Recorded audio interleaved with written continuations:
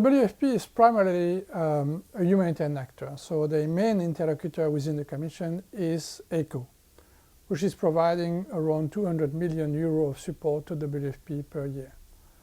On DEVCO side, we are providing roughly a third, so around 60 million euro of support per year for activities which are slightly different.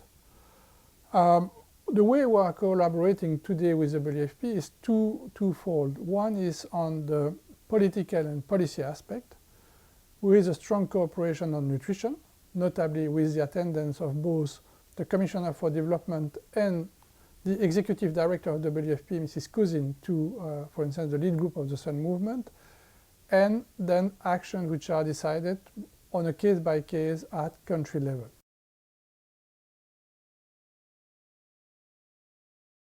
ECHO is using its own instrument to provide support to WFP, and one of the characteristics of this instrument is to be extremely fast.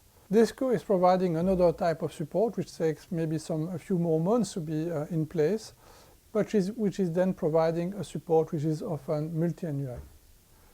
Is this support suiting all the wishes from WFP? We may say yes and no.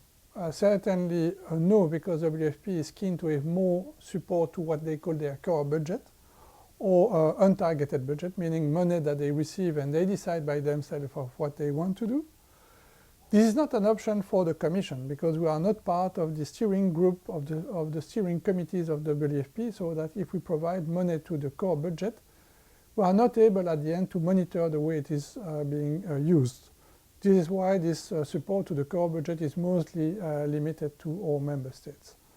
On the other hand, what is very appreciated by WFP is that we are providing multi-annual support, which is giving predictability for some activities, which is very important for WFP if they have to build, for instance, capacities, which is something that you cannot build overnight. The multi-annual support is working for WFP as it is working for all the UN organizations, is that we are providing an envelope that can be spent within a period of 3 to 5 years.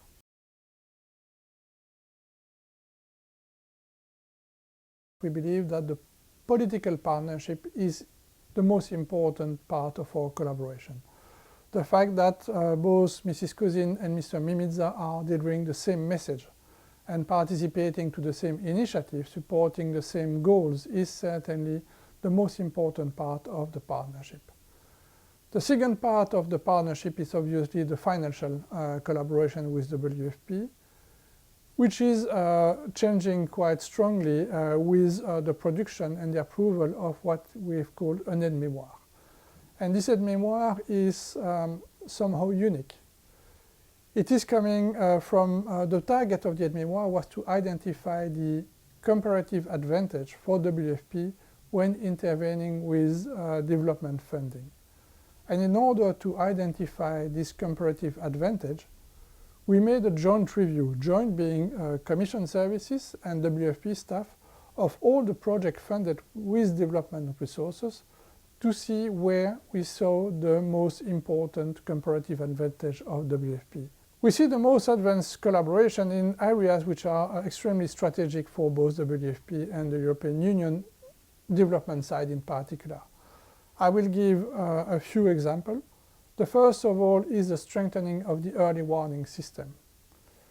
We have seen in 2011 and 2012 Africa being stricken by two unprecedented droughts, one hitting the Horn of Africa, the second one hitting the Sahel. What we could see is that the good functioning of the early warning system have helped the whole international community to anticipate those food crises and prevent the food crisis before they were hitting the poorest people. This early warning system are supported both by the Commission and WFP in a very well coordinated manner. The second aspect is also to take into account the strengths of WFP, which have been developed for humanitarian action, but that can be used for developmental purpose. One example is their ability to manage logistics and warehouses. And we are, for instance, going to rely on WFP expertise to manage or to contribute to the management of a regional stock, which is of a regional food stock, which is of strategic importance for the countries of the Sahel. The third example deals also with the way we are supporting vulnerable populations whenever they are hit by a crisis. In the past, WFP was intervening using its own targeting mechanism, and then the EU was following with development assistance using sometimes another targeting mechanism.